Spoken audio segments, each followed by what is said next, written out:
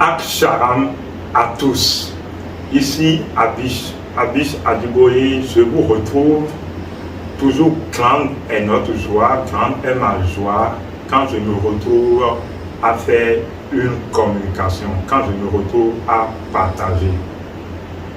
Cette fois-ci, nous allons faire une communication très courte. Cette communication très courte va vous apporter une astuce pour maintenir votre jeunesse ou pour rajeunir. Cela peut vous faire sourire et peut vous étonner. Mais en réalité, vous devez comprendre déjà la possibilité de la chose et savoir que la jeunesse, que ce soit l'enfance, l'adolescence, la jeunesse, l'adulte et la vieillesse, tous se retrouvent dans la conscience. Donc, la chose, c'est en conscience que ça se détermine. Donc, autrement, si vous avez la bonne technique, une astuce efficace que vous pratiquez à longueur de temps, vous allez voir que vous allez pouvoir maintenir votre apparence, vous allez pouvoir maintenir votre énergie. Et quand bien même que physiquement, le corps physique, bon je me répète, quand bien même que physiquement, le corps grandit et vieillit, vous allez toujours paraître jeune quand les gens vont vous voir. Vous voyez, c'est ce que ça produit. Au fait, vous serez dans une telle énergie que malgré votre âge avancé, malgré que votre corps physique est en train de prendre de l'âge, vous allez toujours paraître jeune. Vous voyez, c'est extraordinaire. La chose est possible. D'ailleurs même, en citant quelques exemples, ne vous arrive-t-il pas de croiser des gens dans la société où on vous dit qu'ils ont un tel âge et vous vous étonnez de leur âge, vous dites que ce n'est pas possible, qu'ils paraissent plus jeunes que leur âge. C'est exactement ce dont on vous parle. Ça veut dire que si la chose existe et que vous voyez déjà des exemples autour de vous, ça veut dire qu'il y a un processus qui autorise la chose.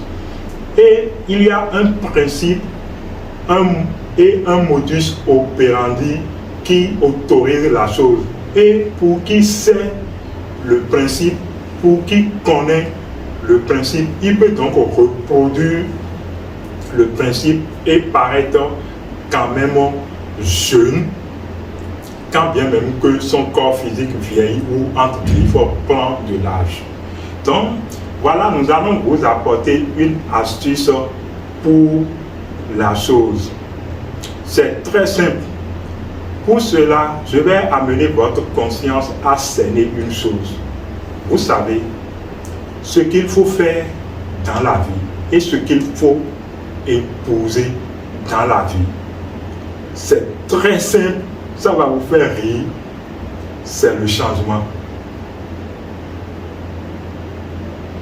Ça me fait moi-même rire à cause de la simplicité de la chose. Parce que les choses qui marchent le plus sont souvent simples d'apparence.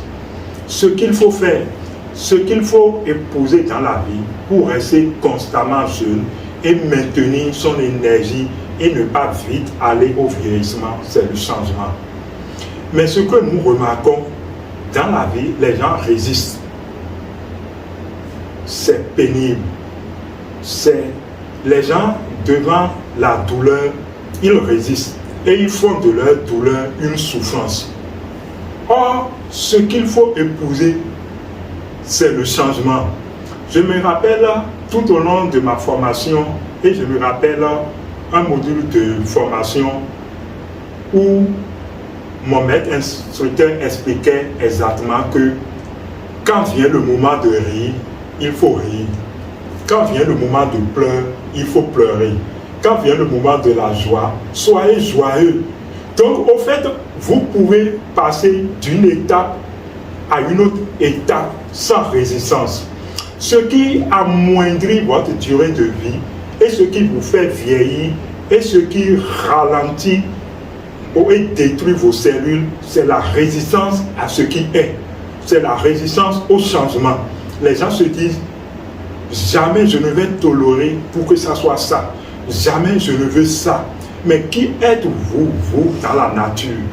Qui êtes-vous comparativement à la nature pour résister à ce que la nature a mis en processus? Rien, nada, nothing, comme le diraient certaines personnes. De la poussière même pour en pointer l'expression des autres. Ce que vous devez faire, c'est le changement. Vous devez être constamment en changement. D'ailleurs même, ce qui ne change pas vieillit et pourrit. Parce que c'est même le changement qui autorise et qui favorise l'évolution.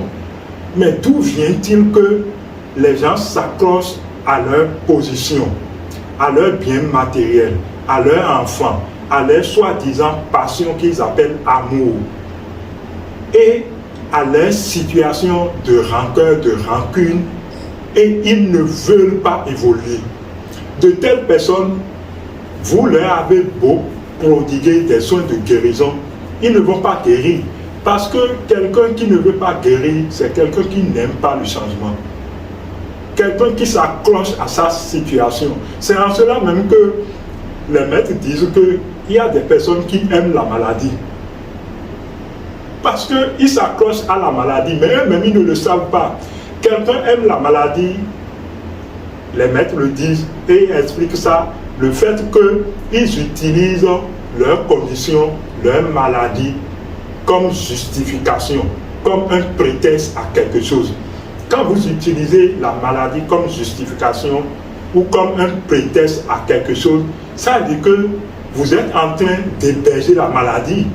Vous êtes en train de dire à la maladie, reste là encore, parce que j'ai besoin de toi pour quelque chose. Mais vous ne le savez pas peut-être, ou vous ne le faites pas peut-être consciemment, mais c'est ce que inconsciemment vous faites. Vous êtes en train, il y a d'autres même, dans des situations de couple, de divorce, je sais, nous savons que c'est douloureux, parce que même si physiquement nous paraissons jeunes, nous avons quand même une certaine expérience, donc nous savons que c'est douloureux. Mais d'autres, ils se cramponnent à ces vécus, à ces situations, ils se disent jamais, si c'est à moi, il a fait ça, jamais, voilà l'aboutissement que je veux. Alors que partout ailleurs, la nature change et est déjà dans un processus.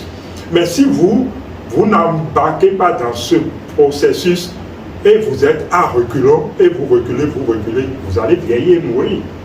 Vous êtes d'accord que donc il faut forcément le changement.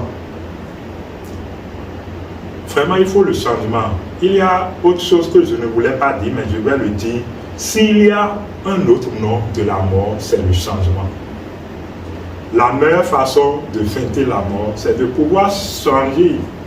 Je vous assure, c'est extraordinaire. Pour résumer, vous devez accepter changer. En fait, vous n'avez pas le choix. Bon, prenez-moi au mot que vous pouvez ne pas changer. Vous devez changer.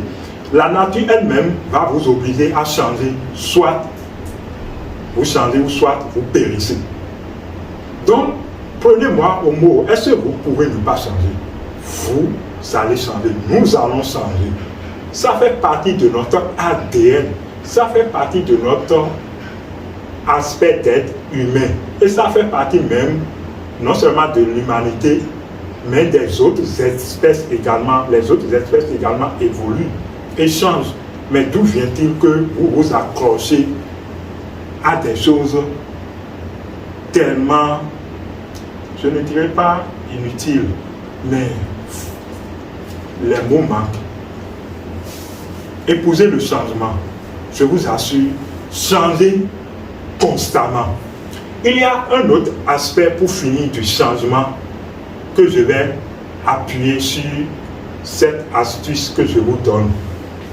L'aspect que je vais appuyer, je vous assure, en plus du changement, cet aspect fait partie du noyau du changement. C'est, vous devez être une personne imprévisible.